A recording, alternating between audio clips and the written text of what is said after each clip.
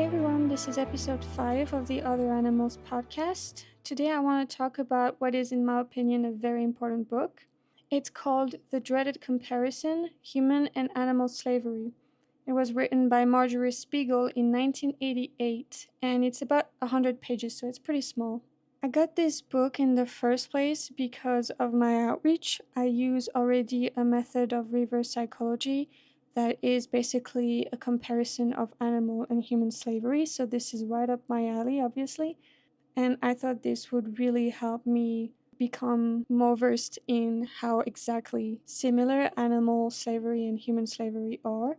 I was actually quite shocked by the extent of the similarities between the two, and I'm sure that many of you will be as well. So it begins with a preface by Alice Walker, who is a Black American novelist, a short story writer, a poet, and a social activist who worked for civil rights. I mentioned that she was a Black civil rights activist because I think it's very relevant to the preface she wrote.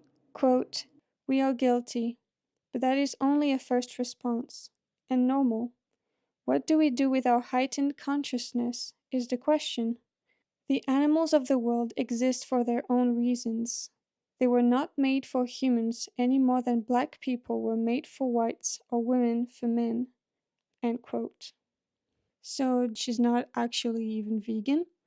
It's obviously very disappointing to learn that after this very heartfelt preface.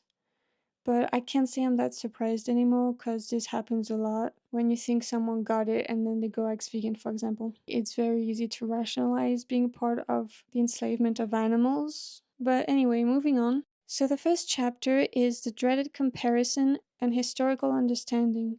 She first talks about the obvious fact that this is perceived as an insulting comparison to Black people. We actually see comparing any human to animals as an insult in our society. I mean, most human societies do.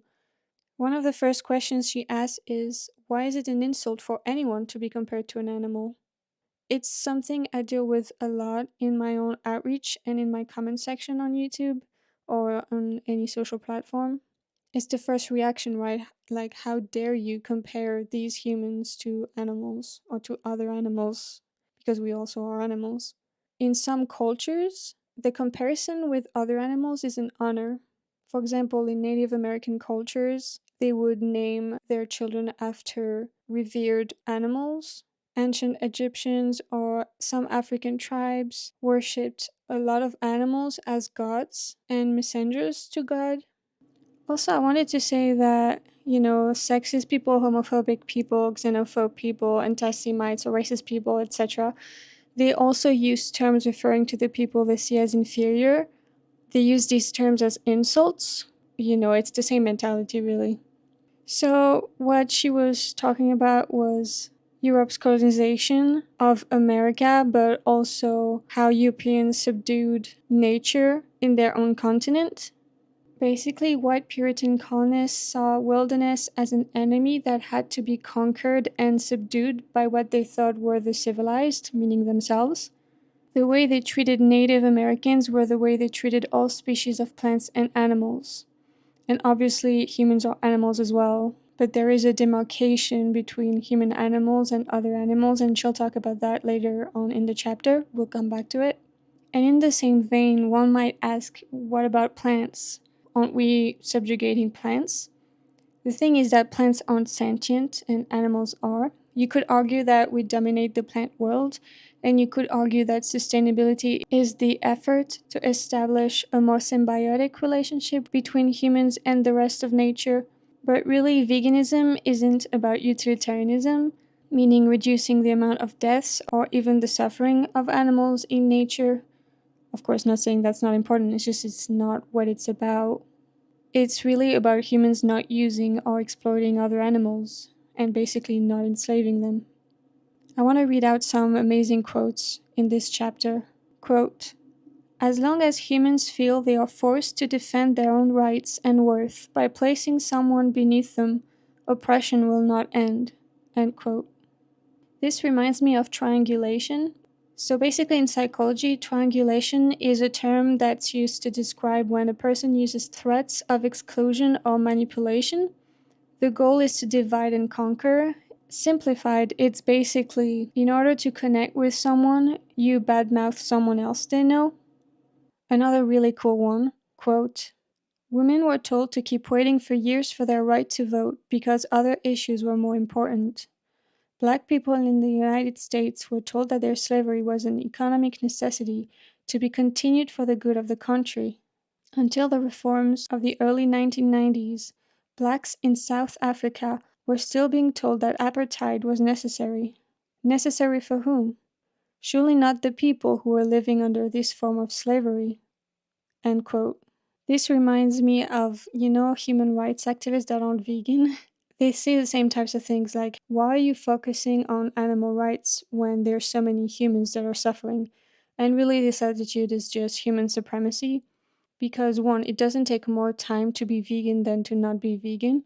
Two, it's a moral obligation to be vegan because you should not exploit someone else. And three, the only reason why they think that it's not important is because they see animals as the oppressor sees them, worthless, not even worthy of protection from exploitation and slavery.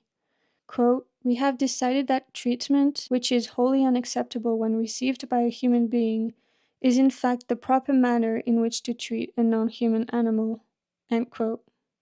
As we've mentioned before, there is this arbitrary line between human animals and non-human animals, when really sentience and the capacity to feel pain is the only relevant trait to protect them from exploitation, both of them, humans and non-humans. We say humans and animals. And also, when we say that, we forget that we are animals as well. And so, there isn't that great chasm in between humans and other animals, really. I mean, scientifically, biologically, etc. She goes into how evolution and how it's misunderstood was used to justify human slavery and is now used to justify animal slavery still. Black people were said to be less evolved than white people, and sometimes even to be a different species entirely. They were thought to be animals, meaning lesser than human animals.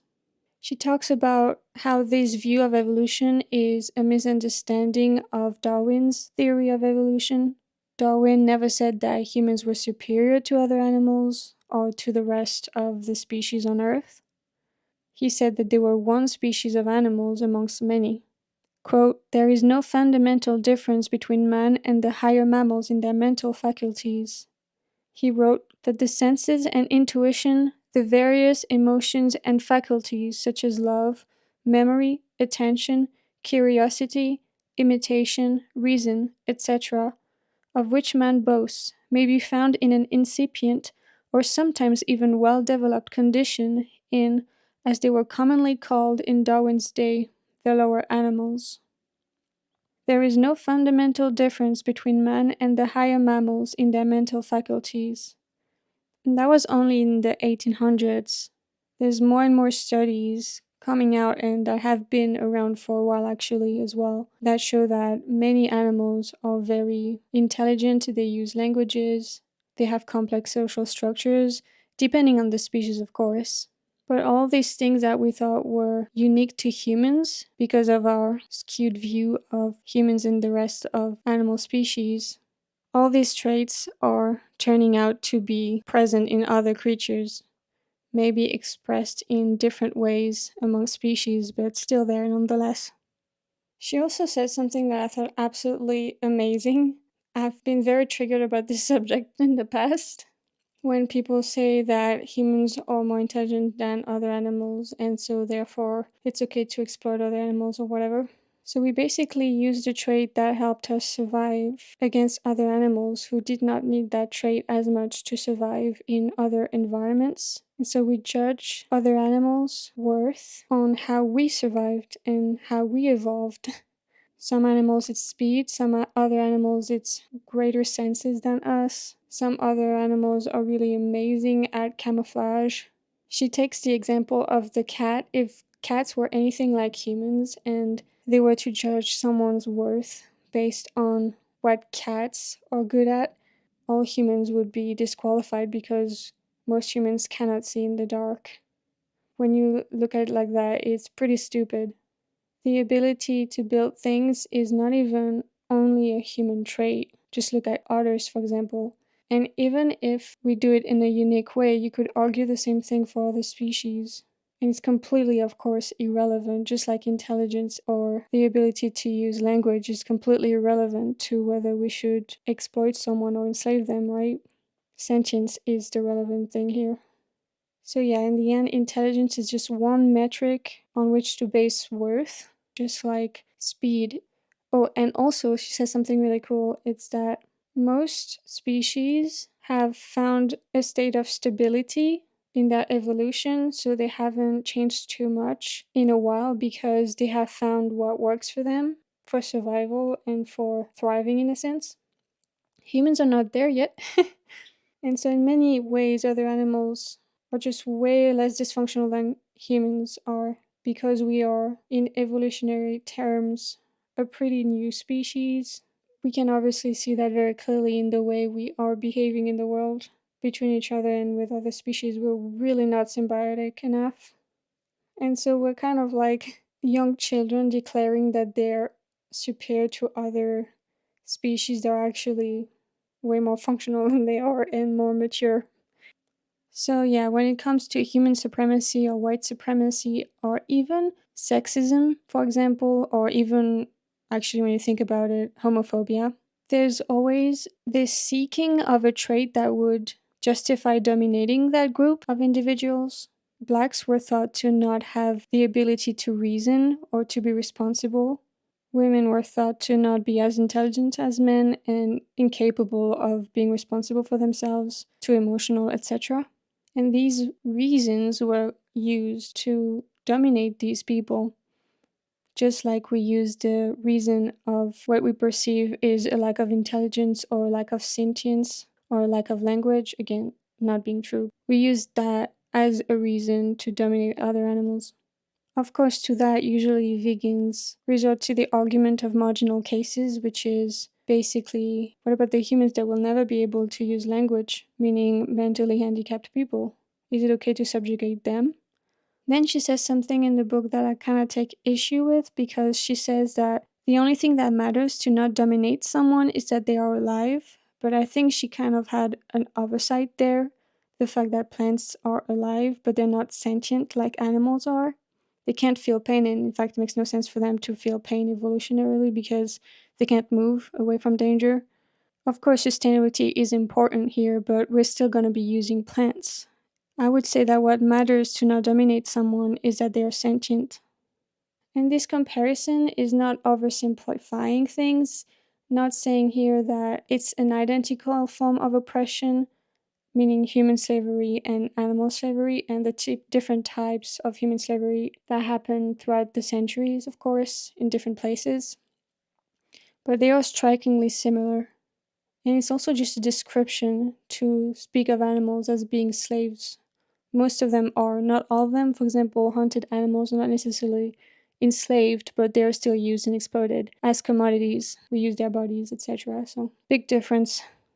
One big difference between human slavery and animal slavery is that humans have had the ability to form organized rebellions against their oppressors. Of course, there are many cases of animals that have escaped slaughterhouses or their tormentors in many different situations, but they don't really have a history of organized rebellions. And of course, there is a history of slaves escaping their tormentors, meaning human slaves, during chattel slavery.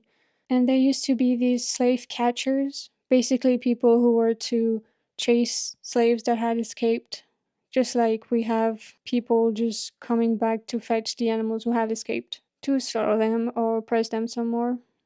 It's basically the same relationship between the oppressed and the oppressor. Now, she talks about intersectionality, but I don't want to misunderstand her here, and I think it's quite subtle. She says that any oppression helps to prop up another form of oppression, and that it's vital to link oppressions in our mind to look for the common shared aspects and fight against them as one rather than prioritizing victim suffering.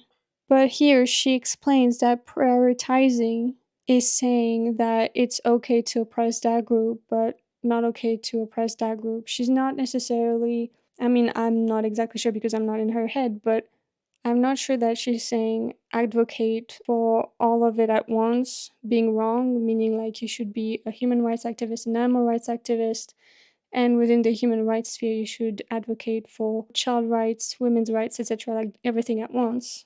But she's saying we shouldn't be like those human rights activists I've already mentioned, saying that it's okay to abuse and exploit and enslave animals, but it's not okay to do that to humans. And especially when you are the tormentor yourself, which non vegan human rights activists definitely are. They are paying for the exploitation and use of animals. In the end, I'm not exactly sure what she means here, but I can tell you what I'm thinking about it. I think that we have different movements for a reason. I'm against talking about any other issue than animal rights within animal rights circles. The thing is, there's only one movement representing animals being exploited by humans. Trillions of animals exploited and enslaved every year. All the other movements represent different victims that are actually way more represented. Humans, there's only like 8 billion of them. Each movement is probably representing less than half of that. So you see that in comparison with the trillions, it's a problem to make it about everything within each movement. Because then you have the most victimized individuals that are actually victimized by other human victims of different types of oppression. Like, for example, in all the wars you see around the world, most people are actually enslaving and using animals, even if they are victims themselves of a kind of oppression. So, yeah, basically, we need movements to represent underrepresented victims. Non vegans, in my opinion, will focus on human issues plenty. Vegans should stick to the animal cause because they are the only people who get it. And these victims are the most numerous and they are way underrepresented compared to the other causes. But of course, I agree with intersectionality in the sense that most forms of oppression share the same dynamics and mentalities. And of course, even if you're not speaking about human rights as a vegan, it doesn't make you exempt from respecting others, obviously, but that's the the only type of person who is offended by the comparison between black slavery and animal slavery is the type of person who thinks animals are inferior to humans and so therefore who is a human supremacist. They think that the animal rights activist, when they're making this comparison, is lowering the status of black people to the status of animals, when really we're just trying to raise the status of other animals to the status of humans in general. We're not trying to make it okay to treat blacks as we treat animals. We're trying to not make it okay to treat animals the way we treat animals. Just because you feel offended about something doesn't mean that you're right about feeling offended about something. Quote, "Those who are offended by comparison to a fellow sufferer have fallen for the propaganda spewed forth by the oppressors." End quote. She said something that was very interesting to me. She said that it's basically saying that we'd rather be more like the oppressors than those who have been their victims. An argument that is very often used by malzoans, meaning people who support animal exploitation, slavery use, and abuse ultimately, is that basically might makes right, and also an appeal to nature, which is a fallacy. It's okay for us to use slaves because we can, and we have been for a long time, and we have benefited from it. We don't look at other predators and say, well, they eat their own babies, so it's okay for us to not protect other people's babies from these people eating them, right? Because we can empathize with the vulnerable human being there. And we feel the same way about pet abuse. Something important to mention is that animal oppression was used as a model for Black oppression, and I'll add to that that Jewish oppression during the Second World War was also modeled after animal oppression. The Jewish Holocaust was modeled after slaughterhouses in America. I actually made an episode about it. In this chapter, she puts suffering forward in the discussion a lot, meaning the similarity in the suffering that animal slaves and human slaves go through. And I understand why she does that, and it is true that it's very similar. But I'll add to that that it can be problematic for us as activists to put suffering forward because there are types of enslavements and exploitation and use of animals that do not mean that the animal will be suffering, but they're still wrong. It's not the only interest that animals have. They also have an interest in not being killed and being free, and to not be living in servitude. When you talk about animal suffering, people go straight to, well, how about we humanely enslave them or exploit them or use them? When you think about it, this comparison between human slavery and animal slavery is actually offensive to the animal victims because of the sheer number of animal victims exploited, enslaved, and murdered every year by humans. It's between 2.7 trillion and 3 trillion per year. A lot of people just mention land animals, but this encompasses fishing as well. And it's just an estimate, when I'm not exactly sure of how many slaves were enslaved during chattel slavery. It was, of course, way fewer victims. The chapter ends with this quote from Jeremy Bentham in 1789.